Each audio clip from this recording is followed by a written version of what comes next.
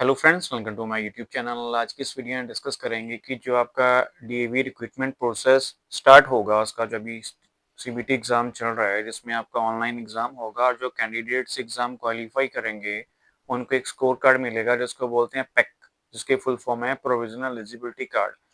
और वो जो कैंडिडेट्स होंगे, जब डिफरेंट स्कूल्स अपने डेमो एंड इंटरव्यू की रिक्रूटमेंट वैकेंसीज निकालेंगे, तो वो कैंडिडेट्स उस पर्टिकुलर जॉब्स के लिए अप्लाई कर सकते हैं। अब देखिए, आज की इस वीडियो का जो मेरा टॉपिक है वो है डॉक्यूमेंट वेरिफिकेशन। आज की वीडियो में मैं एक आपके सामने पूरा प्रोसेस बताऊंगा। किसी कैंडिडेट का फॉर्म रिजेक्ट हो गया, लेकिन उस कैंडिडेट को प्रॉपर इंफॉर्मेशन ना ही दी गई और उनका फॉर्म रिजेक्ट कर दिया गया है। और ये मैं आपके साथ इसलिए वीडियो शेयर कर रहा हूँ सो डैट अगर आप भी वेरिफिकेशन के लिए जा रहे हैं, प्रॉपर जो भी है नोटिसेस चेक करिए, एलिजिबिलिटी क्राइटेरिया चेक करिए, और जो वेबसाइट पर इन्होंने स्पेशल एलिजिबिलिटी क्राइटेरिया अपलोड किया हुआ है या आपका फॉर्म वो रिजेक्ट कर रहे हैं, स्पेशल उनसे रीजन मांगिए कि why they reject your form. आपको रीजन भी पता होना चाहिए कि फॉर्म क्यों रिजेक्ट हो रहा है, और उसके बाद ऑफिशियल उनके पास होना भी चाहिए कि ये चीज हमें चाहिए और ये चीज आपके पर्टिकुलर फॉर्म में नहीं है, तो इसलिए आपका फॉर्म रिजेक्ट हम कर रहे हैं, तो वैलिड है। लेकिन ये जो मेरे सब्सक्राइबर्स है जिनसे मेरी आज बात हुई, एंड ही और शी वांट्स दैट कि मैं ये शेयर करूं सो दैट अदर कैंडिडेट्स की हेल्प हो सके। So first of all I am very thankful to that candidate कि जो अदर कैंडिडेट्स के लिए भी सोचता है। तो आप भी जब डॉक्यूमेंट वेरिफिकेशन के लिए जाएं, तो आप अपने पूरे डॉक्यूमेंट्स लेकर जाएं। अगर कोई आपका डॉक्यूमेंट पेंडिंग है तो उनसे टाइम लीजिए, अगर वो कहते हैं कि आपको डॉक्यूमेंट उनको चाहिए। अदरवाइज आप नेट कॉपी उनको शो कर सकते हैं, डिजी लॉकर कॉपी भी आपकी एक्सेप्टेड होगी, बट डिपेंड करता है स्कूल टू स्कूल। बिकॉज जो डिफरेंट स्कूल्स हैं, अगर आपके पास रिजल्ट कॉपी भी है, उनके जो सीनियर्स हैं, हेड्स हैं, प्रिंसिपल्स हैं, आरओज हैं, एआरओज हैं, मतलब हाई अथॉरिटीज हैं, वो उनसे वेरीफाई कर सकते हैं कि ये कैंडिडेट ने अभी इनका रिजल्ट आया है, ही और she doesn't have their DMC और मार्कशीट, तो क्या हम उसको अप्रूव करें या ना करें। There are so many other doubts. बाकी जो क्यूरीज है कमेंट सेक्शन में कमेंट करिएगा। तो चलिए, पहले मैं एलिजिबिलिटी क्राइटेरिया शो करता हूँ और उसके बाद बताता हूँ कि डॉक्यूमेंट उनका रिजेक्ट क्यों हुआ, और वो रिजेक्ट होना चाहिए या नहीं होना चाहिए, और कैंडिडेट को प्रॉपर बताया भी नहीं गया कि आपका जो फॉर्म है इसलिए रिजेक्ट किया गया। स्टेट का और स्कूल का नाम मैं इसमें हिडन रखूंगा, प्रॉपर मैसेज में सारा आपको शो करूंगा। तो देखिए, ये है वेबसाइट डीएवी रिक्रूटमेंट की। यहाँ पर हर एक चीज जो है एलिजिबिलिटी क्राइटेरिया है। आपका फॉर्म एक्सेप्ट होगा, रिजेक्ट होगा ड्यू टू एलिजिबिलिटी क्राइटेरिया। तो मैं जो कैंडिडेट्स थे वो थे फिजिकल एजुकेशन के। ध्यान से सुनिएगा, जितने भी यहाँ पीजीटी के लिए आपको पता है टेट वगैरह नहीं है, तो इसको मैं स्किप करता हूँ। तो हम आते हैं टीजीटी पे। अब ये देखिए, मराठी के लिए सब कुछ है, बंगाली अदर पोस्ट सब कुछ है, नीचे जा रहा हूँ सब कुछ है। म्यूजिक के लिए कोई सी टेट नहीं है, इनके लिए कोई सी टेट नहीं है, इनके लिए कोई सी टेट नहीं है। ऊपर चलते हैं। ठीक है, ये हो गया इनके लिए। अब ऊपर थोड़ा सा और मूव मैं करता हूँ। ये दिस वन, ये सब्जेक्ट था उनका। अब उन्होंने किया था बीपीएड, ठीक है, मतलब एलिजिबिलिटी के लिए था उनका। अब यहाँ पर आप ही मुझे बताएं, यहाँ पर कहाँ लिखा है कि उनका स्टेट का या सेंटर का टच चाहिए। मेरे ख्याल से यहाँ आप भी क्लियरली देख सकते हैं, कुछ नहीं लिखा हुआ, और जो सब कुछ चीज लिखी गई है यहाँ पर दी गई है। और ये मैं जितनी भी चीजें आपके साथ शेयर करता हूँ ऑफिशियली वेबसाइट पे ही शेयर करता हूँ। फिर से मैं आपको सारी चीज बता देता हूँ। आपके सामने मैं गूगल पर गया, यहाँ मैं लिखा डीएवी रिक्रूटमेंट, ठीक है। जब मैंने ये वेबसाइट आ गई डीएवी रिक्रूटमेंट की, ओके किया मैंने, डीएवी स्टाफ रिक्रूटमेंट में गया। इसी वेबसाइट पर जब मैंने नीचे स्क्रॉल डाउन किया, एलिजिबिलिटी क्राइटेरिया में गया, उसके बाद मैं नीचे गया टीजीटी फिजिकल एजुकेशन में। सो डैट आपको ये ना लगे कि ऐसे में हवा में वीडियो अपलोड कर दिया, आपके पास जेन्युइन होना भी चाहिए कंटेंट। ये देखिए, यहाँ कुछ नहीं लिखा हुआ। चलिए, ये हो गया टीजीटी फिजिकल एजुकेशन। आगे प्रोसीड करता हूँ मैं। आगे आ गया हमारा फिजिकल एजुकेशन पीआरटी। इसमें भी सेम चीज है। यहाँ पर देखिए, कैंडिडेट ने उनको बोला भी, जो भी उनका एक्सवाइजेड स्कूल था वेरिफिकेशन सेंटर का, कि sir this one is the eligibility criteria which can be uploaded on your official website of DAV recruitment. यहाँ पर ऐसा कुछ भी नहीं दिया गया कि जिसके अकॉर्डिंग आप मुझे कह रहे हैं कि आपका ये चीज होनी चाहिए आपके पास, ठीक है।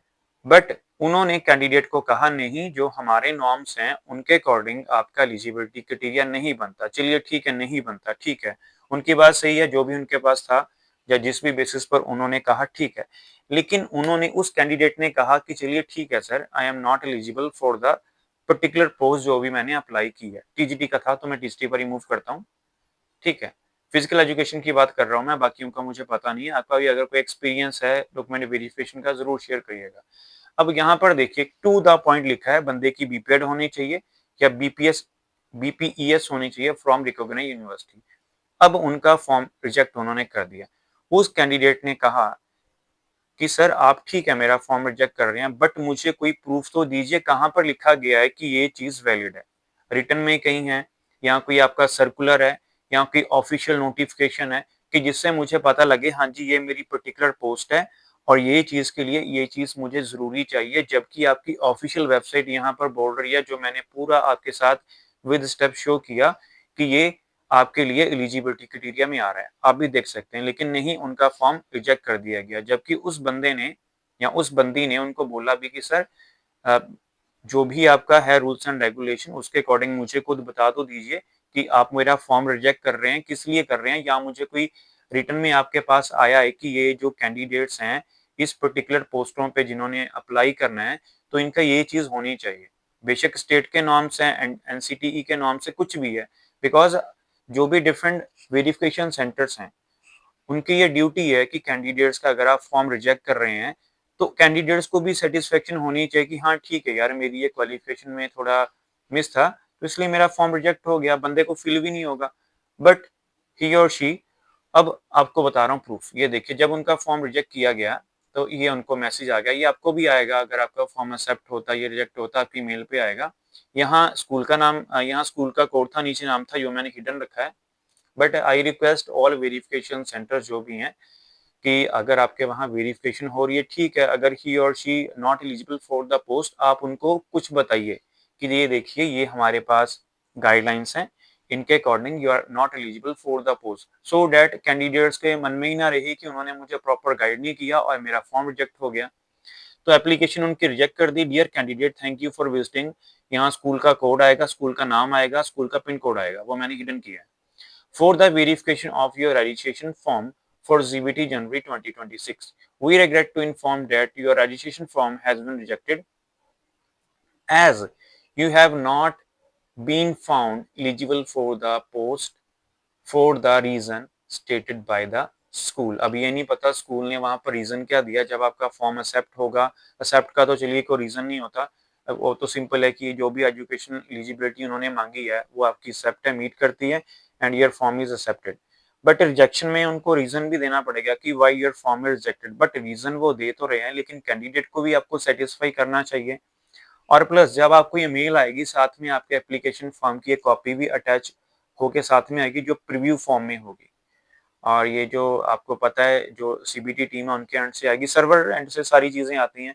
वो तो जस्ट एक सर्वर में उन्होंने कमांड टाइप की, एक्सेप्टेड और रिजेक्टेड, उनके बाद जो ऑटो जनरेटेड मेल थी वो उनके पर्टिकुलर जो मेल आईडी रजिस्टर्ड है उस पर मेल आ जाएगी। सो ये था पर्टिकुलर जो रिजल्ट। तो मैं यही रिक्वेस्ट करना चाहता हूँ, जो भी टीम मेंबर्स हैं या जो भी स्कूल्स हैं या जो भी फॉर्म वेरिफिकेशन के लिए जा रहे हैं, दिस इज योर राइट कि हाँ ठीक है वहां पर नहीं आपकी एलिजिबिलिटी बनती, तो आप उनको बताएं कि हाँ जी सर ये प्रॉपर जो है हमें भी थोड़ा बताएं, सो डेट इन फ्यूचर। वैसे तो जो चीज सारी क्लियर लिखी है यहाँ पर देखिए, जैसे तेलुगु पर आते हैं, पोस्ट ग्रेजुएशन चाहिए, ठीक है, और तेलुगु एक सब्जेक्ट का चाहिए, ये कंडीशन होगी। अगर ये नहीं है तो आपके पास बीए पास होने चाहिए, दूसरी कंडीशन होगी, और बीए के साथ आपकी तेलुगु होनी चाहिए। अगर ये भी नहीं है तो बीए ऑनर्स होनी चाहिए तेलुगु के साथ, एक कंडीशन। दूसरी कंडीशन इन्होंने लगा दी बंदे की बीएड होनी चाहिए, और इसके साथ साथ इनमें से कोई एक चीज होनी चाहिए, दूसरी कंडीशन। और तीसरी इन्होंने कंडीशन लगा दी कि आपका स्टेट का टेट या सी एस टेट होना चाहिए, ठीक है। अगर ये तीनों ही कंडीशन मीट करता है तो कैंडिडेट एलिजिबल है। लेकिन यहाँ की अगर बात करूं मैं, यहाँ पर ऐसा कुछ नहीं लिखा हुआ, फिर भी उनका फॉर्म रिजेक्ट कर दिया। तो इसके रिगार्डिंग जरूर कमेंट सेक्शन में अपना कमेंट दीजिएगा कि वाकई ठीक हुआ या नहीं हुआ। बाकी जो भी नॉर्म्स हैं ठीक है, उनके नॉर्म्स हैं, बट जो कैंडिडेट थे उनको प्रॉपर गाइड नहीं किया गया।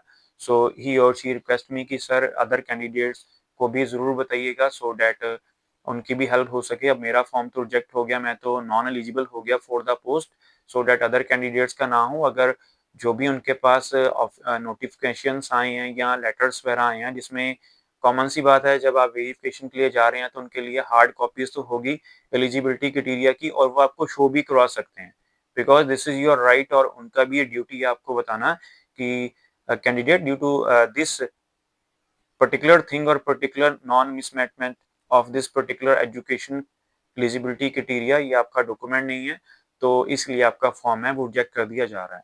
तो मुझे नहीं पता डॉक्यूमेंट वेरिफिकेशन सेंटर्स कैसे वेरीफाई कर रहे हैं, बट आई होप कि जो भी कैंडिडेट जाएगा वो प्रॉपर, जो मैंने आपको गाइड किया, तो प्रॉपर रीज़न पूछिएगा, और जो भी आपके साथ मैंने जानकारी शेयर की है इसके रिगार्डिंग ज़रूर कमेंट सेक्शन में कमेंट करके बताइएगा। और अगर आपकी वेरिफिकेशन डन हो गई है तो वहाँ क्या-क्या स्टेप्स हुए ज़रूर बताइएगा, सो दैट अदर कैंडिडेट्स की हेल्प हो जाए, और जिनकी डॉक्यूमेंट वेरिफिकेशन हो गई है वो एज़ सून एज़ पेमेंट कर दीजिए। वैसे तो इन्होंने 7 दिन का टाइम दिया है, वैसे 26 के बाद भी आप पेमेंट कर सकते हैं, because 26 is the last date of document verification. May be date extend हो जाए, बट अभी तक कोई ऑफिशियल नहीं आया। तो बाकी मैंने सिलेबस वगैरह ऑलरेडी अपलोड कर रखा है सीबीटी का, पेपर 1 में क्या आएगा, पेपर 2 में क्या आएगा, और जल्दी ही मैं अपलोड कर दूंगा कि जो वैकेंसीज आउट होंगी डीएवी की वो कब आउट होंगी, और इसमें कौन-कौन से आपके क्वेश्चंस वगैरह पूछे जाएंगे, डेमो कैसी होती है, इंटरव्यू कैसा होता है, और सिलेक्शन प्रोसेस क्या होता है। परमानेंट डीएवी में होंगे तो उसके लिए क्या आपको अलग से एग्जाम देना होगा या इसी सीबीटी के अकॉर्डिंग हो जाएगा।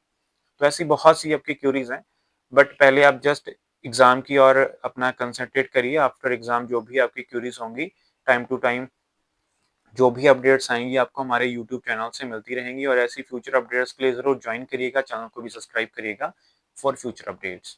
सो फ्रेंड्स, वीडियो अच्छी लगे तो जरूर वीडियो को लाइक करिएगा, चैनल को भी सब्सक्राइब करिएगा।